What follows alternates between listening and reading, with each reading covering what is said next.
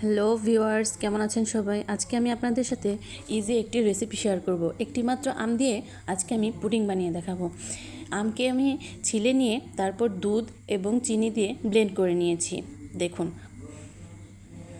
তারপর আমি কিছু দুধ এবং 2 চামচ পরিমাণ কর্নফ্লাওয়ার দিয়ে আগেই গুলিয়ে রেখে দিয়েছিলাম। এরপর আমি ব্লেন্ড করা আমটিকে রান্না করতে নিয়ে গেলাম মিডিয়াম টু লো আঁচে। কালার হওয়ার জন্য আমি ফুড কালার দিয়ে দিয়েছি, ইয়েলো ফুড কালার। তারপর ঘন হতে লাগলো। এর মধ্যে আমি ক্যারামেল বানিয়ে নিলাম।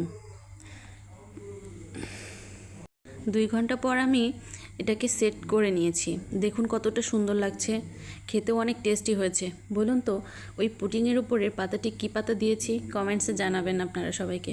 যারা যারা ফেসবুক থেকে দেখছেন তারা লাইক, কমেন্ট, ফলো দিয়ে পাশে থাকবেন, এবং যারা ইউটিউব থেকে দেখছেন তারা অবশ্যই সাবস্ক্রাইব করে পাশে থাকবেন। ধন্যবাদ সবাইকে।